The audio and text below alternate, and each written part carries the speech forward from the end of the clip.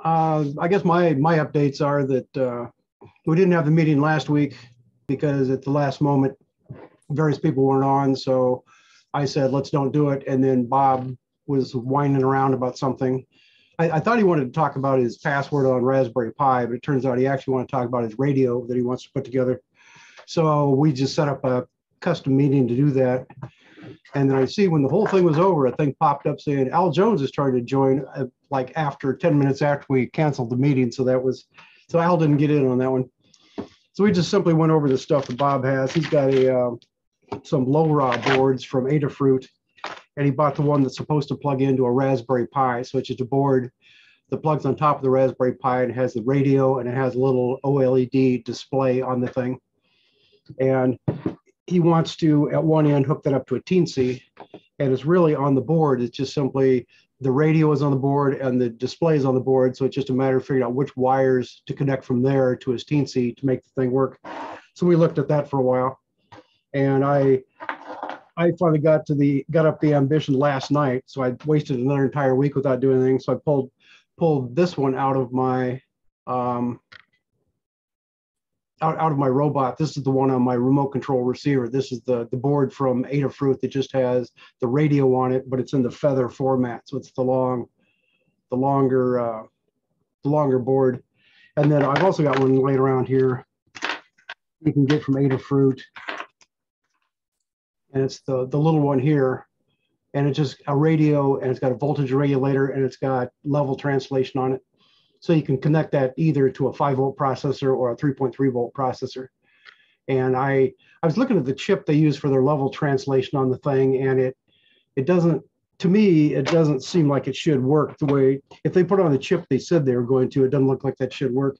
So anyway, I decided to go ahead with the feather board that I already had, like the one that was on my other one, because inside the robot I've got there's a Teensy soldered to a feather adapter, and then this board plugs in on top of that. So a stack of 3 boards will give me everything I need. And the only reason I went to the Teensy is because I wanted a CAN interface, because I was trying to duplicate the original remote control system that we had. And so anyway, I decided I had the little board, and then I had this one with just the radio on it laying around. So I pulled this one out last night. So now I have 2 of these put together, where I've got the one out of the robot and then the one that's the new one that I'll put on a proto board to test it out. And this one, they've got the jumpers on top. You have to put the jumpers on it to select. There's like 5 different pins you can select from the lines coming up, and then you connect those. There's three wires on there. There's like IRQ, reset, and chip select. So you have to set those up. And then in the code, you have to tell it which pins you're using to do that.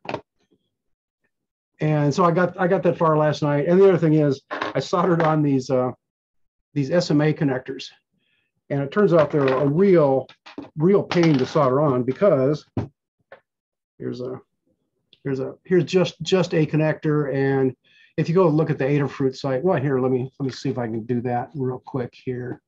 Well, nothing ever seems to turn out real quick, but let me try this anyway. So go here and say screen 1.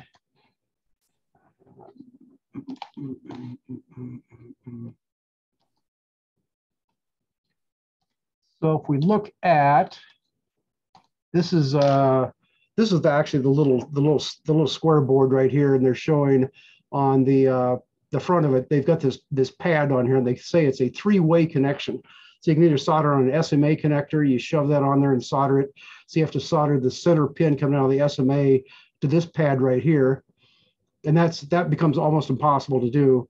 And my theory is, if you're going to put one of these connectors on, solder the center pin first, and if you screw it up, you can heat it up and pull it off and clean off everything.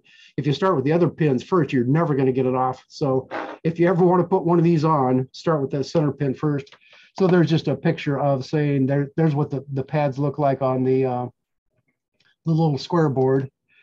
This is what the connectors themselves look like. And if you look at the back of it, here's the round center pin that has to make contact. And then they have it. They've got these where's the side view here? See, it forms a slot. So what you do is just slide it onto the board, Here, let me demo that quickly. Stop sharing. So you've got the board like this, and then you got the connector like this. So what you do is you slide this onto the board. And you probably can't see this. I should get my little camera out that's a close-up one. But anyway, you slide it onto the board like that, and then you solder it on the back. There's two pads you can solder to, and on the front, you got the 2 pads on the side, and then the center pin. And then I also realized if you put the thing on upside down, so you put the pin on the bottom where it's not supposed to be, and again, you probably can't see this, but what happens is then the pin is sticking out between the 2 ground pins, so you got lots of room there. And when you're all done, you can just stick a wire through the hole and bend over and solder onto that pin, so you have less chance of screwing it up. So if I do it again, I might try that on the little square board. The bigger ones, you don't really have that option, so it's just a matter of trying to shove a soldering iron down in there and get to the pin down there to solder it. So I was lucky. I've managed to do 2 of those so far, and they don't look like they're shorted out, so that should actually work. So let me go back to this thing again. So that's kind of what that connector looks like. That's what the back of it looks like. And see, this forms a slot across here, so you just slide it on the side of the board. So it's a real slick way to do it, but if they would have left more room, so you could have got your soldering iron in to solder that center pin, that would have been real handy. Why do you think they sell that board without the connector on it? You say, why do they do it? Because they say they give you 3 options. See, like on this one right here, see that pad right in the middle of that hole, you can just solder a piece of wire in there. And just for visual aids, now I lost it. So if you wanted to mount it inside a box or something, you could create your own connector. Yes, basically, you can put on the SMA connector and then either screw an antenna directly to that or run one of the SMA extension cables, which is what I did on my robot. Here it is. Here it is. Here it is. So this is the one that like is in my remote control. So it's just got a piece of wire. They say cut a 3-inch piece of wire to solder. Oh, let me do this. Stop sharing. So it's a board and just a piece of wire soldered into the hole, and a 3-inch wire. So you can look at the actual remote control. And again, this is what my remote control looks like. It's just in a plastic box. Pull it out like that. The old board I was just holding up, it has one of those stuck in a proto board right there. And see right here is my orange wire. This is my antenna for inside of my box, just hanging down. So it's just a 3-inch piece of wire. And when I put it in the box, that just hangs down inside of the box. And since it's a plastic box, that works. So the antenna goes through the box. And the other theory I always have is, people say, what kind of range can you get out? Can I get, 10 miles out of this thing? Well, you could, but if you're trying to do a remote control, you should be within a few feet of your vehicle in the first place. You don't want it, like Kyler does. He turns his tractors loose. So he's got a tractor that's half a mile away and he's not paying attention to it. And if he decides it's got a problem and he hits his e-stop, well, if it doesn't work, now he's got to go track down his tractor to shut the thing down. So on one hand, I don't think you need a super antenna on this thing. And I can get quite a ways away. I've never really experimented, but I can get, 50 feet away or whatever. And then my little piece of wire inside of that plastic box seems to work just fine on that. So what was I saying? Oh, let's go back to the picture again here. So, are you seeing the correct screen here? Do you see that board? I see the chip. Yeah. Okay. So they're saying this is the antenna connector, and they call it a 3-way connector. So you can even get a smaller connector. You can get the UFL connector, which is about 1/4 of the size of this SMA connector, and it just solders right on top of here. And I think you'd be crazy to try one of those as tight as these connections look here, or you can just solder a piece of wire through that hole right there. So you got 3 different ways to put an antenna on it. But again, just the piece of wire is the simplest way, and it's easy to solder that on without shorting everything out. So I think I had one more picture up here. Here's their picture, and they're showing, so it's a more close-up view of what I had. And you can see right here where this round thing comes out and going onto that pad. you don't have much room between this ground pad and the signal pad on either side. So you have to be real careful when you put this on. So I would probably advise people not to even try this unless you really feel adventurous. So basically what I did, I just slid the thing out away from the board a little bit and took my soldering iron tip and shoved right there against the pad. And so it's touching the lead, and then put some solder on. When I decided that was soldered adequately, not shortening everything else, then I went back and soldered this pad and this pad and flipped it over back and soldered it there. So that's just kind of the adventure that I went through to get that to work. And I guess other than that, I don't have a whole lot to. The thing I was mentioning before. Close this out. Stop sharing. What? No, I should share that since it's right there. Let's go with this one.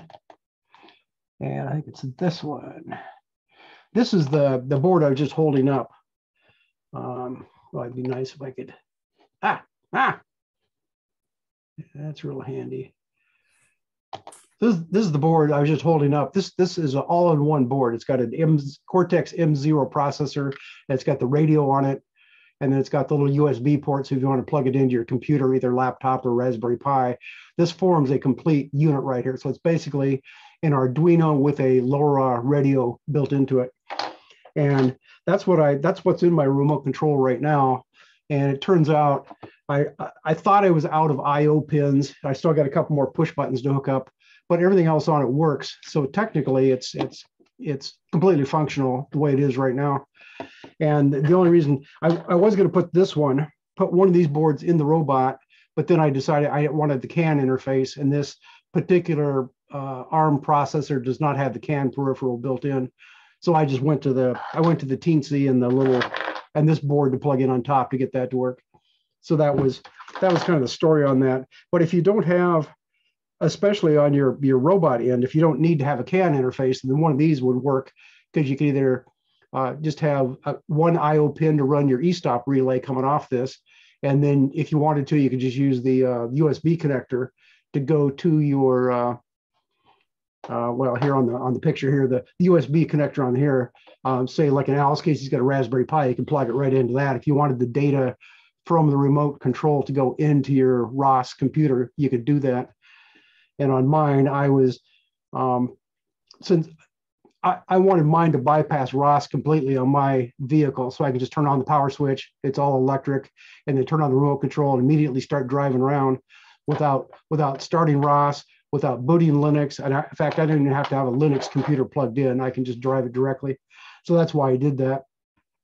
But you basically got, all the options you want, because it's just an Arduino type computer, and it's got enough IO pins on here that you can do a lot of things with it. I've got two joysticks, so that's 4 analog channels. I've got 3 physical toggle switches. 2 of those are 3-position switches. That takes another 5 bits.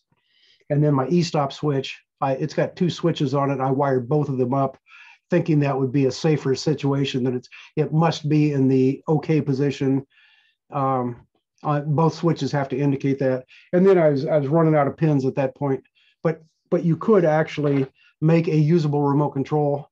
Because I was asking Bob, and he said, well, he wants 2 joysticks, and that's all he could think to put on there. And I said, well, you might want some push buttons and switches to put on there.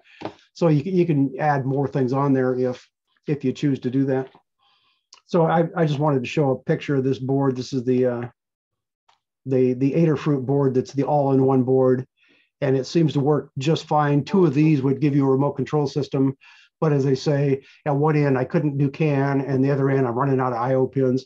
But that would indeed work. And the boards the Bob thought, he thought, well, he wants it because it's got the display, so he can put stuff on there. Well, if you plug that right into a Raspberry Pi, then you don't have to do any extra wiring. You just stick the board on, load their code, and it should do whatever you want it to do. But then at the other end, it is remote. He wanted to put a Teensy, because he didn't want a full Raspberry Pi in there. So that's where you have to run individual wires to hook it up. But I don't see any reason why that shouldn't work. So that's kind of the plan he wants to do. Mm. So other than that, I will mention that, I keep thinking about making up individual little videos on certain topics. And one of the topics would be if you want to build a remote control like this, because this is a custom remote control that's meant to talk directly to your vehicle and control it. Now, in the ROS world, people will use a gamepad, which, it's if you get the USB gamepad, you can plug that right into your ROS computer on your vehicle, or like Al was doing originally, he plugged it into his base station ROS computer, and then it would talk over the network to run the vehicle. And then Al later bought a gamepad that's got I don't know if it's Bluetooth or what it is, but it's got a little dongle that comes with it. So it's a wireless gamepad, and you plug the dongle into your computer, again, into either ROS computer, and you can talk directly to it. So if you put the dongle on the ROS computer on your vehicle, you pick up your gamepad and turn it on, and now you can, without any wires or anything connected to it, that'll talk directly to your ROS computer, and you can do it that way.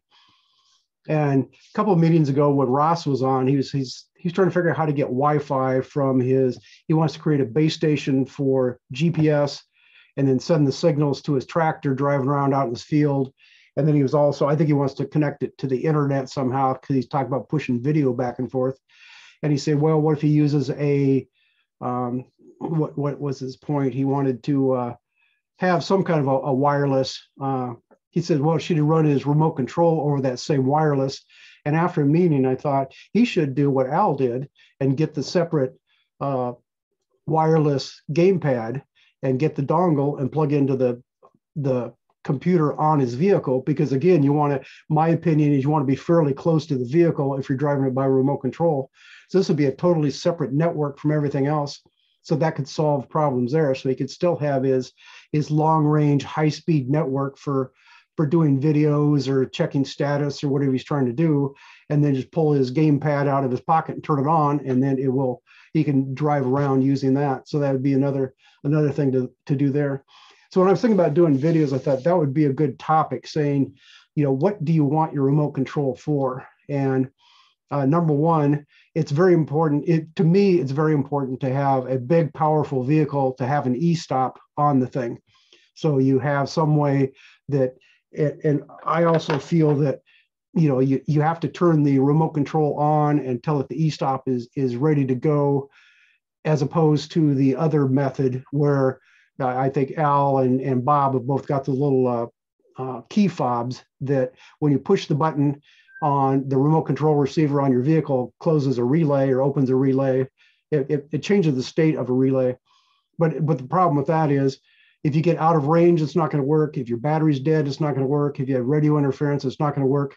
Whereas if you do it the other way, where you've got like these radios I'm using, it's got an actual two-way communication that goes on all the time. So it says the remote control must be powered up and operational to say you can now drive, as opposed to the other one. If you push the button, says, I want you to stop now.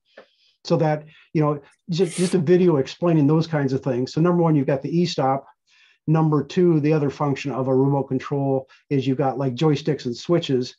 And then a third option could be, you could actually, if you got a two-way communication, I can actually get status from the vehicle and send it back to my remote control and turn on LEDs, or I can put a display on it.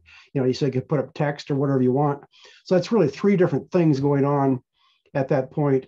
And some people will actually get let's see, I notice sharing my screen here. Some people will actually get, whose thing just clicked? Is that somebody's Slack? One saying he's busy. Okay. I just want to make sure if somebody wanted in, I want to make sure they could get in. So some people just have a separate e-stop. I know the people at Greensey went out and bought this thing. It's just a little handheld thing. It looks kind of like a flashlight with a push button on the end of it. And basically that one, I think, I don't know if it's LORA or what it is, but it's some kind of a wireless device that communicates with their vehicle that's driving around. And so they've separated the e-stop out from everything else. So then if they wanted to, they could have another box with a joystick. So in that case, maybe that's where you want to have a gamepad talking to a ROS computer, talking over the network or whatever. So there's ways to do that. And is the flashlight thing its sole purpose is an e-stop? Yes, it is. And it's an industrial device, so it's fairly, it was like $2,000 or something for this, Holy cow. for this gadget. So it's, since I'm cheap and I like building things, that's why I built my own. And I was trying to duplicate the one we had on the tractor at work. And that, so basically, with a couple of tweaks, I could have just simply unplugged theirs and plugged mine in and made it work. So another comment about the gamepad and running through ROS. Kyler had he built one. He took a gamepad with a USB cable on it, and he plugged that into a Raspberry Pi and plugged it into a USB charging battery. So he put the battery in the Raspberry Pi in his pocket, and he could now carry the gamepad in his hand, and it would connect to his tractor with Wi-Fi, and he could actually drive it that way. So without building fancy boxes and getting custom joysticks and everything, that's a way to get a quick way to get that to be able to control your vehicle through ROS. And there's no reason why you can't have multiple interfaces also. So mine right now, my remote control connects to a custom remote control receiver and talks directly to the low-level microcontroller, so I can drive it without any ROS going at all. But I can also send those signals back to my ROS computer if I want to, so the ROS can know what my joysticks are doing, what my switches are doing. And what was the other point? Now, and then in addition to that, I can still plug in a gamepad or a joystick into ROS, and I can still drive it that way in parallel with my other remote control system I have set up. So there's a lot of different things you could do there, and different things you should consider. So as I say, as I think about trying to make these little custom tutorial videos, that's one of the things I was thinking about is, number one, saying, why do you need an e-stop, and show a radio control car or show something this big, say, well, you've got something this big and you don't really need an e-stop, because if it hits you, it's not going to hurt and it's not going to break it. It might knock a lamp over or something. And then show my vehicle, which is bigger and heavier. It weighs about 100 pounds. It has enough, it could do some real damage if it ran into you. And if you hit the neighbor's car, it's going to definitely do damage. And then you got the bigger ones, like the people doing the lawn tractors. Al and Matt and Juan have functional lawn tractors that they can drive around, and those have big, powerful engines on them.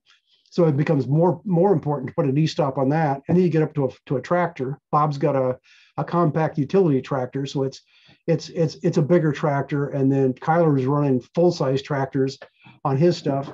So once you get up to a certain size, it's really important that you have some way to do an e-stop. And bare minimum, you have to have a switch on the vehicle that somebody can chase it down and hit the switch to kill it. And it's best if you have, some kind of a remote control. And I'm still saying you should be fairly close to it if you're not on the vehicle when it's driving around. In my case, I can't be, because there's no seat on my vehicle. But my theory is you should be close enough to it that if you hit the e-stop switch and it doesn't work, you better be able to chase it down and hit the physical e-stop switch to stop the thing. So anyway, just one video saying that's why you need e-stop. And then another video saying, again, if you do a remote control, as I said, there's like 3 different functions that you could use that for. And then at some point you say, well, then to talk to the ROS computers, both the low-level computer, whether it'd be nice to have a video that says, you should have a big computer running ROS and a small computer that does real-time hardware. It connects directly to the hardware on your vehicle. So that could be another video.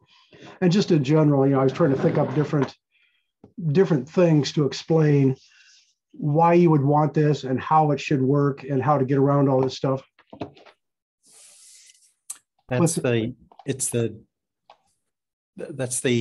remote wireless gamepad that I'm using.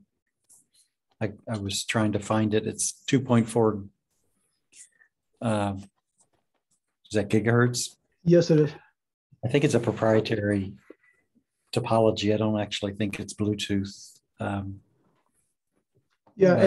you can buy these lots of places, and they may all have their own proprietary thing. But if you don't lose that little dongle that comes with it, you don't care. You just plug it into your computer, and it says, "Oh, I see a joystick," and everybody's happy at that point. So that's a handy thing to have. In fact, here, let me,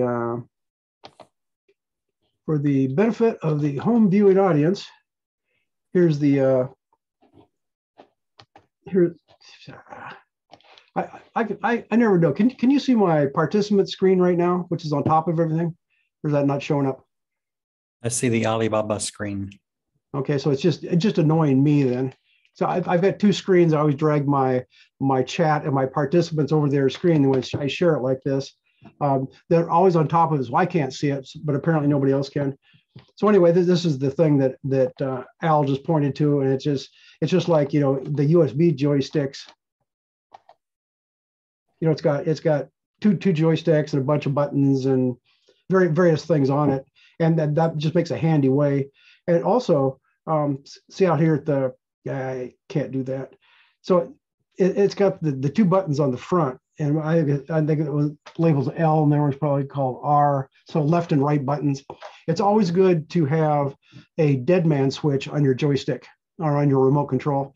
So if you want to drive it around, you have to hold down a switch, and those are convenient buttons. You can put your finger on that button and push that button in there. It's on the front of it there, and then it will accept your joysticks, and otherwise it won't. Because again, back to Kyler's videos, when he was showing his video of his remote that he created, he was saying, "Yeah, look at this. He could drive. He had like a 20-ton combine that he was driving around." And he was showing you he could drive it around. His other joystick would move his big boom on the top that dumps the corn into a wagon. And he says, "Well, here, let me climb up on it." He started climbing up the ladder, and he bumped the joystick, and the whole thing lurched forward while he's on there. So if you have something that says "Don't listen to the joysticks until I tell you to do so," that's very handy. And also the original intent of a dead man switch, which I think they put them on locomotives back in the days. If the guy's driving this train down the across the countryside at a high rate of speed, and he passes out or he dies from a heart attack, it's just going to keep right on going. So they put a switch on the floor. You have to put your foot on this lever. You have to hold it down with your foot. And if anything happens to you, your foot comes off and the thing will come to a stop. So that's where I believe that's the original origin of the dead man switch. And now you can add it. In fact, a lot of the joystick software that you get for ROS already has a thing that says you must hold this button in order for the joystick to be recognized. So that's just more things to keep in mind. And if I ever get around to documenting this, I'll make a list of all those things and try to convey that to people. So let's see, am I still sharing? No, I don't think I am. Okay, so I'm just kind of on the journey. I thought I would, I always intended to rebuild my remote control, and some of its custom parts, like the joysticks, were something I bought at a surplus store 20 years ago, but they're like out of the standard model airplane radio control systems. So it's the nice, big, fancy joysticks. It turns out you can still buy those, because I think Bob found some of those on Adafruit. So you get ones that look just like that, or otherwise you get the little tiny ones, which, of course, I have no idea. I got one laying here, but I don't know what it is. But they're the little thumb joysticks. Are you still programming your microcontrollers by directly connecting them to your laptop and straight from your IDE? You're not doing any over-the-air programming? That's correct. And in fact, my both of the remote control units, neither of them connect to like a ROS computer at all. So I would have to add something to do that. And I could, inside the robot, since it's got a USB connector on the Teensy, I could plug that into a USB hub. So if I wanted to, I could program that over the air or whatever. But that's not what I'm doing right now. So I found, let's see, what are we doing here? I'm not sharing screen. Okay, this is one of those little thumb joysticks that you can buy these. I think about like 10 for $10 or something like that on Amazon, and it's just got a little thumb thing here, and it's got a switch. If you push down on it, it activates the switch. And as I warned Bob about that, if you're controlling a big vehicle and you barely bump the joystick and it moves, well, no, you got to push it. It might do that as you push it on the button, and the thing's going to lurch forward out of control. So I was suggesting you can hook that switch up, but you may or may not actually want to use that. So anyway, the point was this is a modern, very cheap joystick you could put on, and it's just got potentiometers like the big joysticks have. So it doesn't matter if you use the big ones or the small ones. And as far as switches, you can either use big industrial toggle switches or get the smaller switches to put on that. So there's lots of different ways to go on that. And I was just thinking about, since I ran out of IO pins on the first board from Adafruit, I was thinking about going down the line of it, either the Teensy 3.2 or the Teensy 3.5, and then one of these separate boards. So that's what I was looking at right now. And it looks like the more I look at the Teensy 3.2, it's got plenty of IO. And if you have to, it's got another 12 IOs on the back of the board. So you'd have to solder wires on and run those out to a connector. But I think I could get plenty of IO with a Teensy 3.2. As you go to 3.5, those have, even on the front of the thing, it's got another 18, which end is it here? Down at this end of the board, it's got another 18 pins that are available right off the pins here, and you flip it over and there's another 20 or so pins on the back. So it has way too much. It'd probably be way overkill to use that one, but that would still be an option. So I think that pretty well sums up all my discussion of my remote control and the fact that Bob's trying to build one, and I haven't heard back from him to know how far he got on that. So that's all I have to say about that.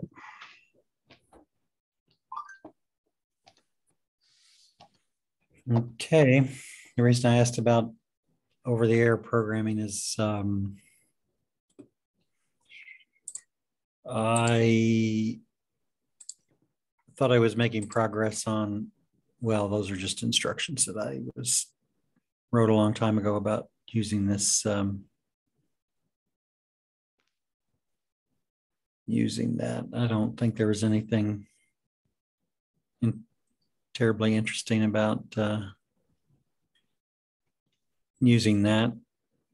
I mean, I was trying to use the Daniel Snyder package, but anyway, I had some instructions about how to use that thing out there somewhere. And again, it would be handy if you copy and paste that link and post it to the chat, so people don't have to type in TCEXTFBQKU_OG RLILGK, and of course some of those have to be capital letters too. So it's just handy if we put this out as the description, it'll show up.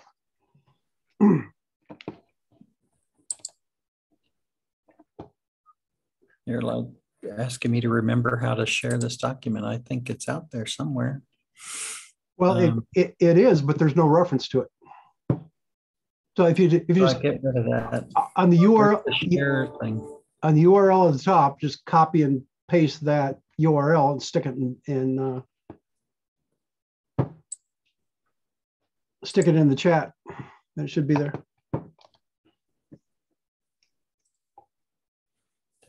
Don't confuse me with somebody who knows their way around Google and Zoom, man. Can you get to that? I can see it. I should be able to get to it because it says no. It says I need access, which is odd because usually I can get to any of the Google Docs. So I just leave it like that. We'll worry about it some other day.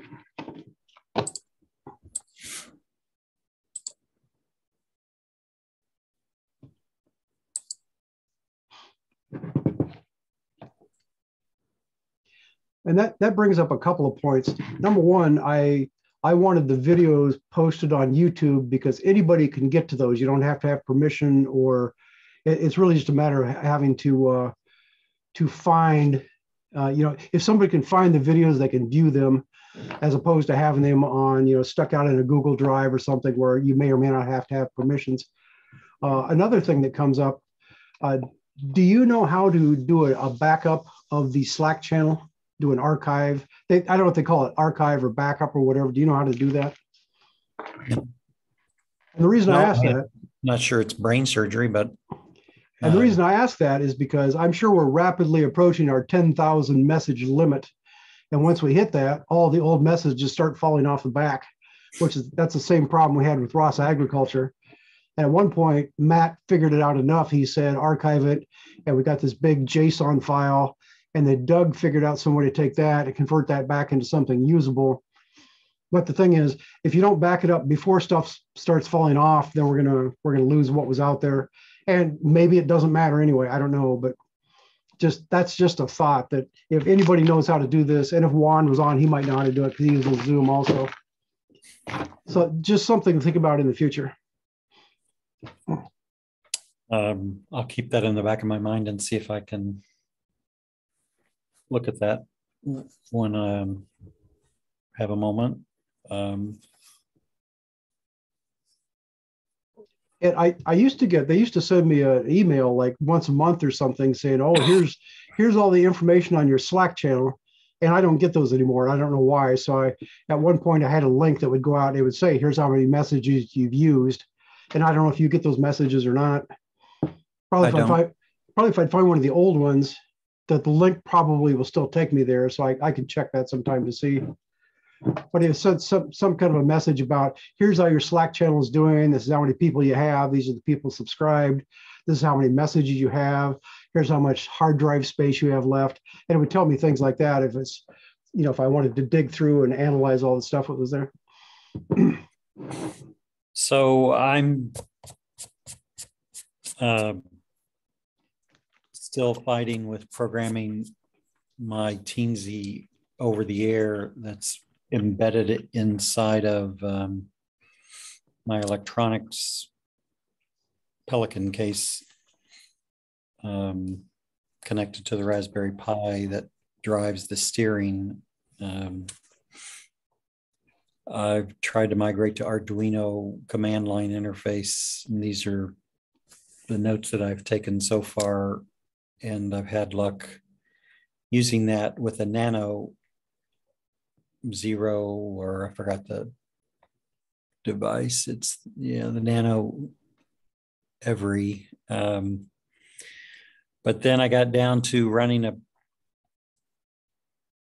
command. I'll make that a little bit bigger. You can run a command to show what boards are connected, and the Teensy didn't actually show up. The Nano Every showed up, but I had two boards actually connected. So then I go out and find that, hey, guess what? There's no support for the Teensy.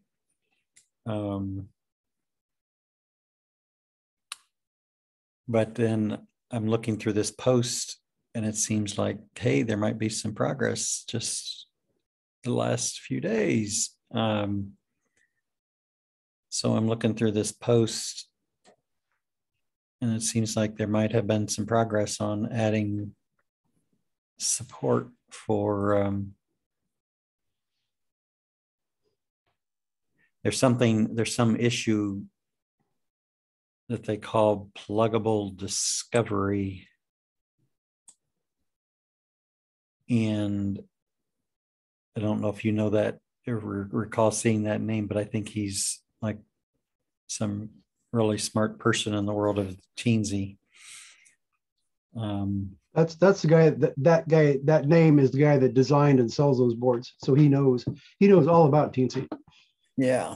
And so he's here trying to make this pluggable discovery process work. So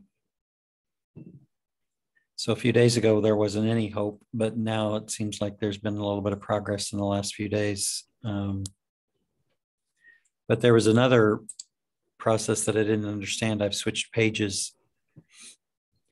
This guy had something out there, and I just didn't have the mental capacity to try to wade through it, but he had installed the Arduino IDE, installed TeenyDuino,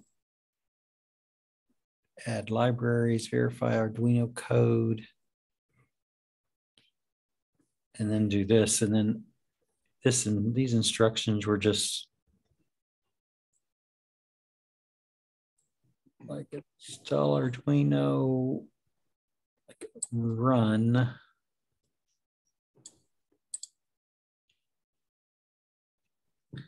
Install that. That's a curl command. Is that one command? Where's one command start and stop? That's two commands because chmod is a separate, that's an actual command and curl is a command. So there's one and there's one. Another thing you can do, if you go to the Teensy forum and look up, say, command line programming or something, I'm sure other people have different ways to do this without using the actual Arduino command line interface, because I'm sure lots of people have figured out how to bypass, all the different IDEs to make this work. So that's another place. You could just search there to see if anybody else has figured it out. Yeah, Platform IO used to work as the over-the-air platform to use, but then it has failed with the Ubiquity build, right? So that was my issue. I mean, in the process of creating the Ubiquity image in ROS in 1604 with the Ubiquity image, that's where I ran into problems, is this image, Platform IO failed. So that was the go-to way to do over the air. So that's why I had to go in search of another mechanism to do over the air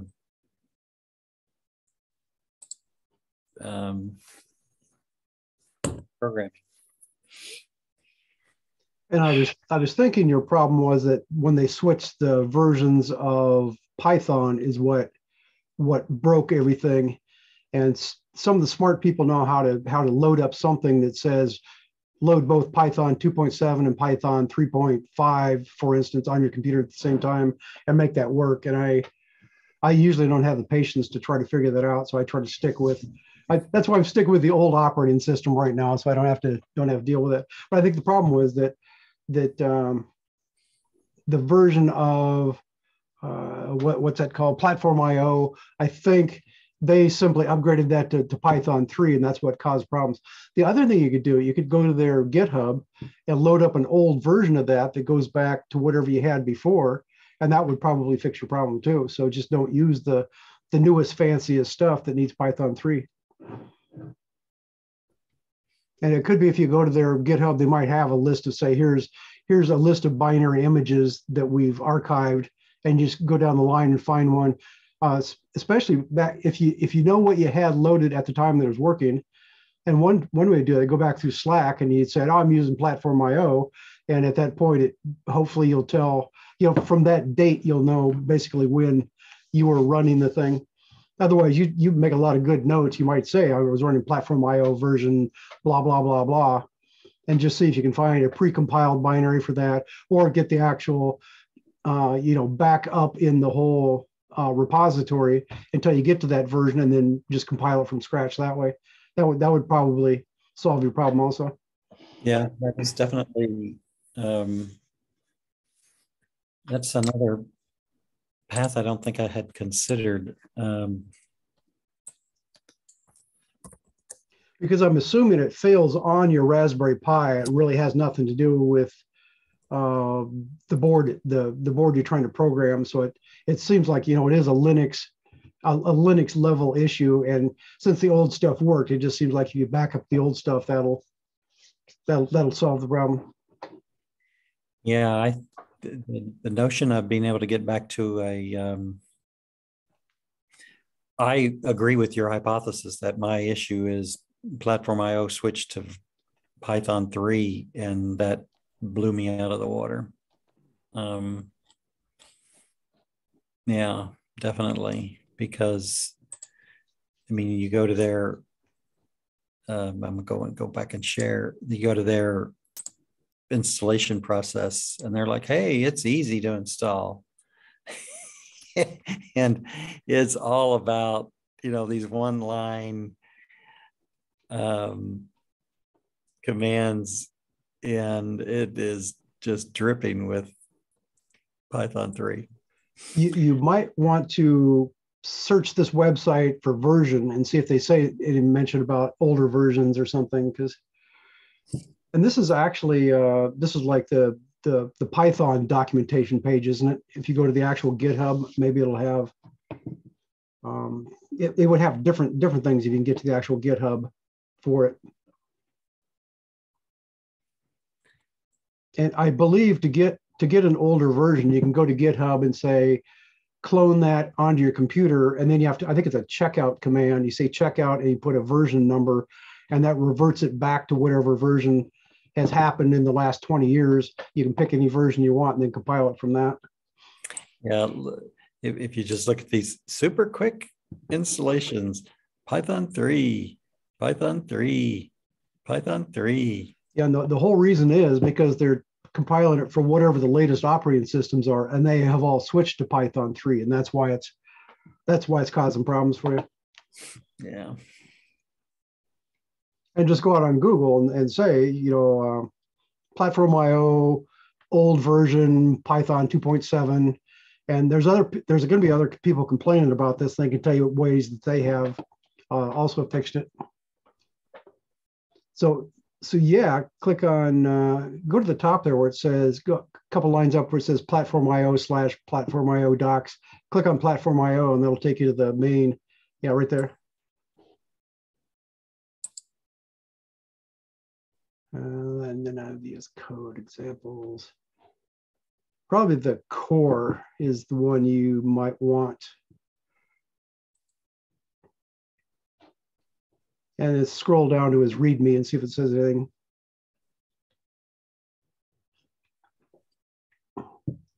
And actually, if you go to the top under, there'll be tabs. One will say issues or problems or something, clear at the top, issues.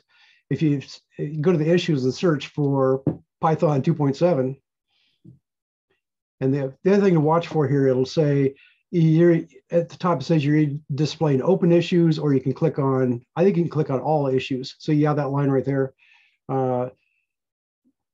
You might say, maybe delete all that stuff in there and see what it says. Yeah, like that. So it says search all issues. So just in there put Python 2.7.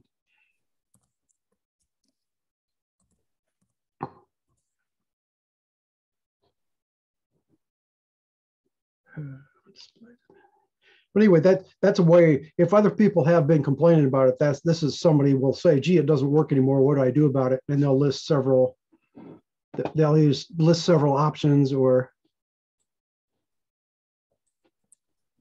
so that's one way to do that. Otherwise, if you go back to the main page and where it says, you can clone the repository, so you could say clone it and then do the checkout thing. Yeah, that's another good idea, is pick the actual version you want to run on. So anyway, that gives you more stuff to dig through there to see. Does not work. That's probably one you want right there. Yeah, it's 2016. And the people will be saying, oh, wait, I'm sure they're going to say, oh, the problem is because of Python and blah, blah, blah. And then there may or may not be something at the bottom on the right that says there's 3 participants. So you probably got a couple of suggestions on it. This whole thing at the top, he's just posting, this is what the problem is. Like this still saying the first guy. So all that was his question, saying it doesn't work. And there's a few things there that may help you out. You might want to bookmark this page while you're sitting right there. That's what I'm still fighting with. So my other option is pull the Teensies and switch over to Arduino CLI supported boards, or go back and look at that Teensy support and see if that what it was on. I didn't immediately see. Let me pull that back up, because you'll be able to speak this guy's language. He's a really smart dude.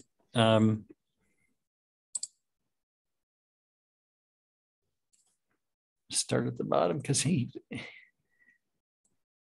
See leverage, not command. Chance to get that.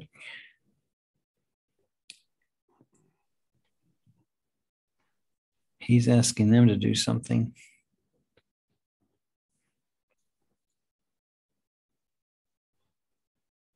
And there'll be more people saying it doesn't work. How do I fix it? Besides this guy too. So, but this is one way you can use a GitHub to your advantage, where you've got a problem, you go look to see what people are doing, and sometimes they get valid suggestions. Other times they say, well, try this or try that. But that's just yet another thing you can look at to try to solve your problems.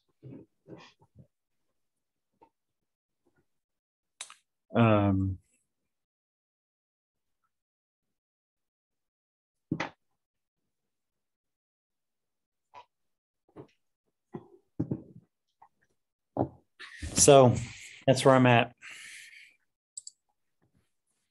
Trying to figure out remote programming. Well, I changed my background here so Gonzalo can see my robot. I don't know if he's this isn't working well, but anyway, it's about half the size of a lawn tractor like Al has, and I built it from scratch, and it's got an electric motor in the back, and it has the GPS on top. Here I've got a zoomed out view here that's convenient. This one, if I move out of the way, you can kind of stop. So you can kind of see here, and it's set in the background, and it's about like a meter from front to back, and it's half a meter wide or something. The two white things on the top are GPS antennas, and it's got a big blue SICK LiDAR on the front that I'm not actually using, but if I just plug in the wires, it will work. So I could use that to drive around.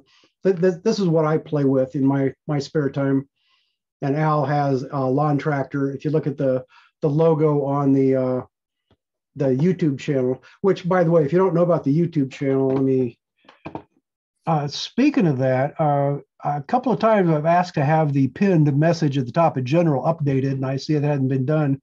But and it won't let me edit it, but I see I can delete it. So I might just copy everything and change it the way I want, repost it, and repin it, because it still says the meetings are on Friday, and it doesn't have the YouTube channels listed. Let me pull this up here. Just so you know, Gonzalo is gone, but what did you need? The pinned message that's at the top of the general channel on Slack. How do I figure out what it is to give it to you?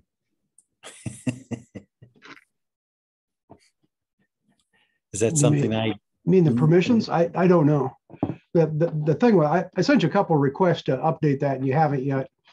And I thought, well, what I could do is I could just delete the message and recreate it, and then that will solve it.